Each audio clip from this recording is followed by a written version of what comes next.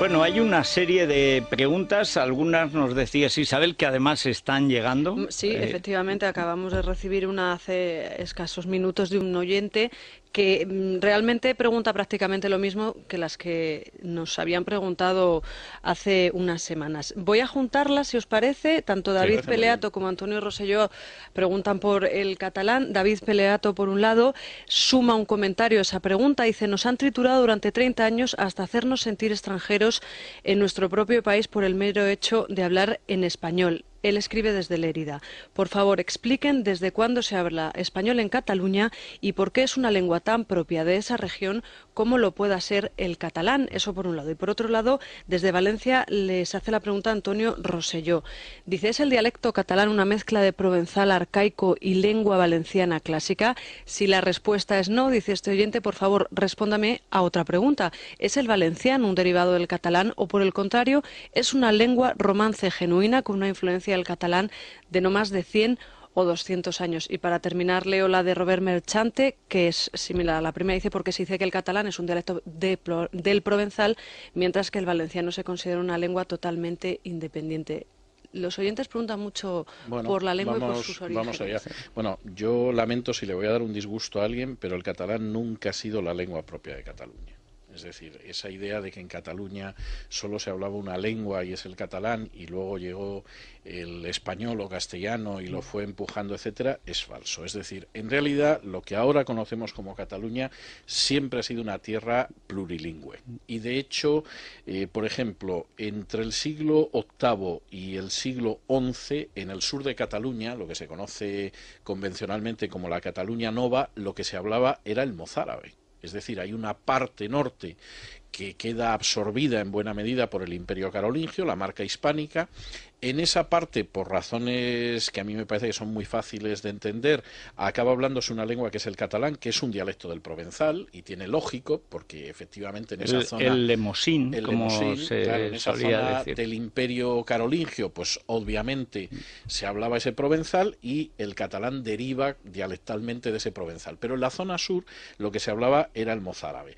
Durante el siglo XII, Cataluña, lo que ahora llamaríamos Cataluña, ya es muy plurilingüe. Por ejemplo, en las Cortes habitualmente la gente culta no quiere hablar catalán y habla occitano. Hasta tal punto que la poesía catalana de la época, los poetas que son catalanes prefieren escribir en occitano, porque les parece una lengua más culta, más hermosa que el catalán y no usan el Hay catalán. que decir que es la lengua DOC. Exactamente, la lengua Era DOC. efectivamente la lengua de prestigio, Sí, teniendo en cuenta en que esos entonces momentos. el 95% de la gente era absolutamente analfabeta, nacía, crecía y moría analfabeta. Es decir, que había un pequeño sector de la población, eso sí, muy cualificado. Y que hay algo que pasa con lo de la poesía, parecido al catalán, algo más tarde, es que es con Alfonso el Sabio, Con el gallego. que es Sí. el que crea. Alfonso X el Sabio es el que crea realmente el castellano moderno, con capacidad, digamos, universitaria, lectiva, es decir, un hijo del latín de verdad. Pero en la poesía usaba el gallego. Sí. ¿Por qué? Pues porque tenía más prestigio y hay que decir, y porque sonaba mejor. Luego el castellano ha mejorado, pero el gallego primitivo, que era una variante también del romance latino, como era el de Valencia, el de Aragón, el de Castilla, es una cosa rara, porque el castellano nace como un esqueje raro del latín contra el vascuence, y nace ahí, en ese límite. Pero la lengua fina, digamos, musical, Sí. y de música, porque se cantaba la poesía, era el gallego. Sí, Y por supuesto, eso. Alfonso X el Sabio, y era rey de Castilla, por supuesto, en prosa, escribe en castellano, crea el castellano moderno, pero en verso lo hace en gallego. Lo escribe y compone, además. Y hay que decir además, y esto me parece muy interesante, que durante el siglo XII, que efectivamente en la parte norte de Cataluña se habla el catalán y convive con el occitano, además en Cataluña se hablan una serie de lenguas aparte, de manera natural. Se sigue hablando el mozárabe en el sur de Cataluña, se habla el italiano, se habla el hebreo en las comunidades judías, y lo que empieza a utilizarse, y esto es bastante, yo creo que bastante revelador, como lengua franca para que se entiendan los distintos habitantes de Cataluña, es el castellano. Es decir, el castellano no aparece impuesto por la dictadura del general Franco o por Felipe V. El castellano se abre paso incluso en la Cataluña del siglo XII porque era la lengua que podían utilizar todos para entenderse. Con Jaime I el Conquistador, el catalán cobra fuerza en la corte, es decir, de alguna forma acaba desplazando a ese occitano que tenía mucho peso en la poesía de la época, pero curiosamente en el archivo de la Corona de Aragón son muy pocos los documentos de la época en catalán. Hay documentos en latín, hay documentos en parla aragonesa, hay documentos en hebreo, hay algunos documentos en catalán y hay muchos más documentos en castellano. Es decir, cosa nada obligada en aquel momento porque hubiera una imposición castellana. Y curiosamente además, y esto es algo que ya se va a mantener, a partir del siglo XII, efectivamente, la lengua franca para que se entienda toda la gente en Cataluña es el castellano. Hay que decir que eso es otro de los argumentos inapelables de la profunda españolidad de Cataluña, que ahora la perderá o lo que sea, eso es igual, pero el pasado es el pasado. El castellano, y ahí está la historia de la lengua española de Rafael Lapesa, en Gredos, que es insuperable.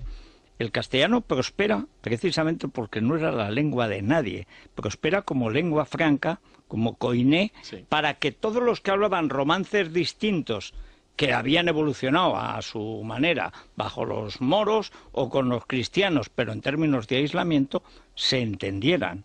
Y para entenderse, pues curiosamente triunfa la lengua que no se parece a las demás, que es la más rara, que es el castellano, que tiene las vocales del euskera, esas vocales pocas, muy grandes, etcétera, y unas consonantes rarísimas, que no son las consonantes suaves del romance evolucionado, sino esas R's, Z's, J's y tal, que son totalmente raras, pero al mismo tiempo es un idioma sencillo, y como es sencillo lo adoptan en todas partes. Sucede en Aragón, sucede en León, sucede en Galicia, sucede, por supuesto, en todas las zonas de Reconquista, sucede en Cataluña y sucede en Valencia.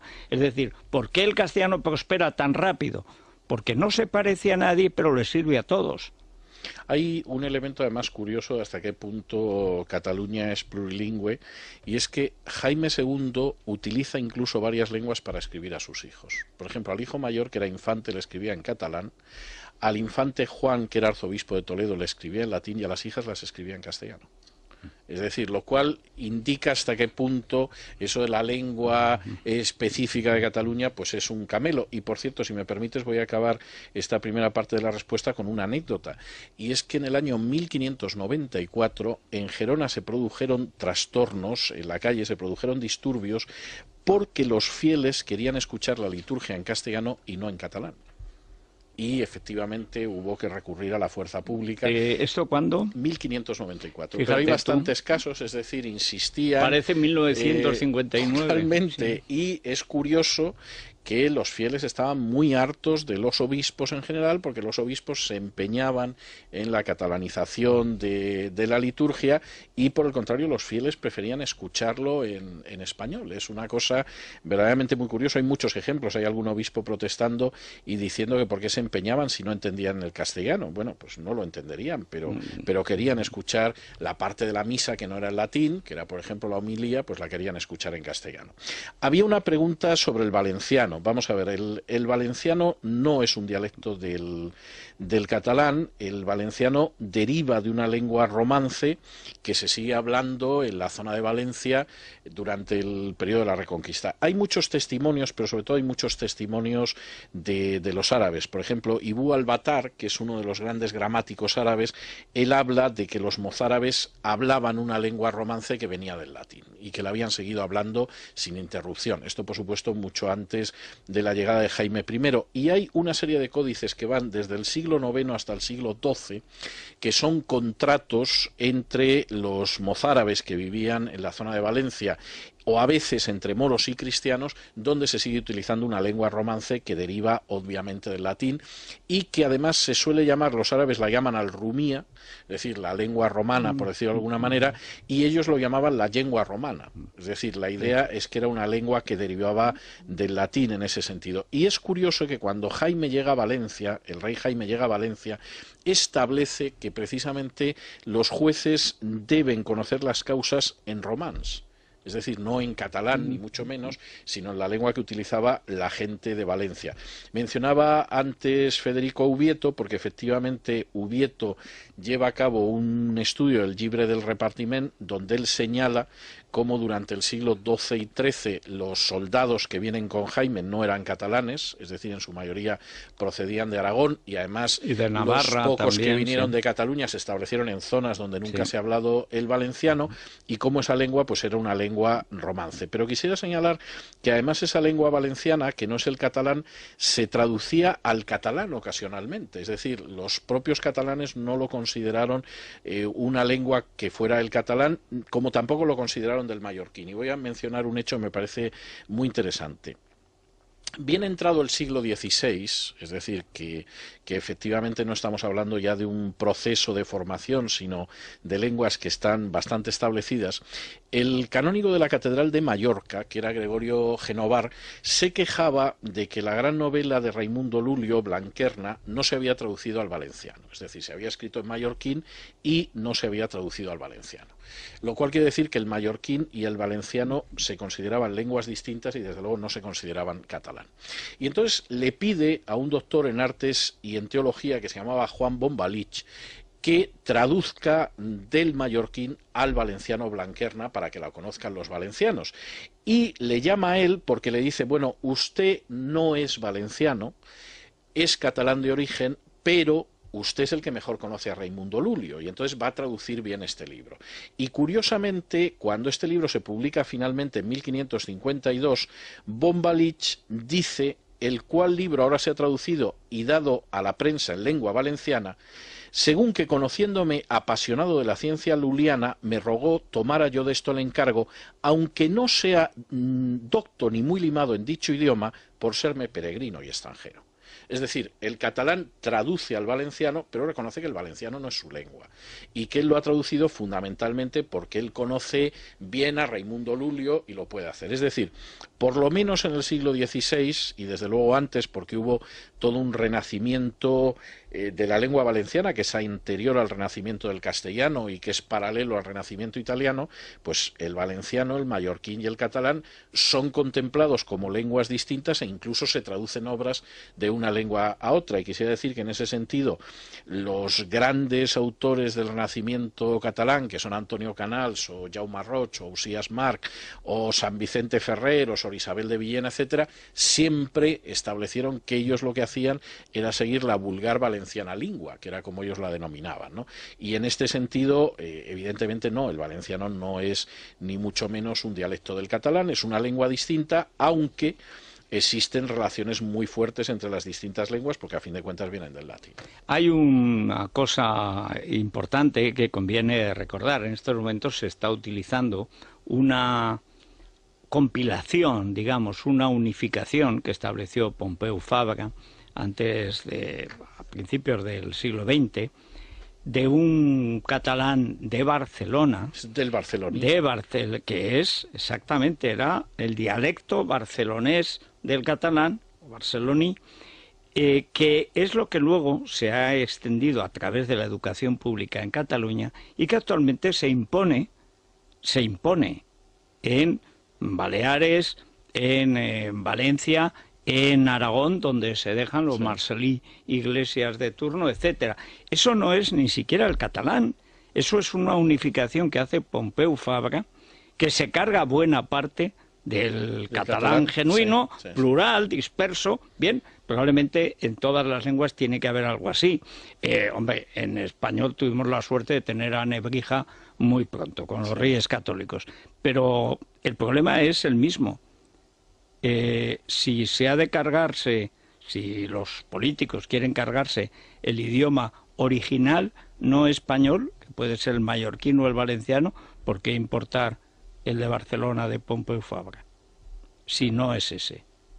Lo que se está haciendo en Aragón, que eso sí que no es un crimen. Es un crimen, un delito y además una estupidez. Y además no exenta de latrocinios. Si el que quiera estudiar catalán, que estudie catalán, pues sea el de Pompeu Fabra, pero no impongas como una lengua de ese territorio lo que nunca se ha hablado en ese territorio. Pero no se ha hablado nunca, pero de la misma manera que nadie en Mallorca ha hablado nunca con un señor de Barcelona. Ahora a la fuerza, tal vez.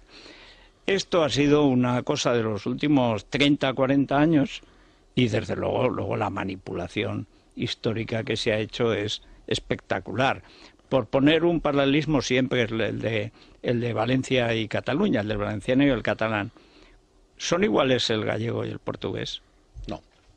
Bueno, pues se parecen mucho más que el valenciano y el catalán. No digamos ya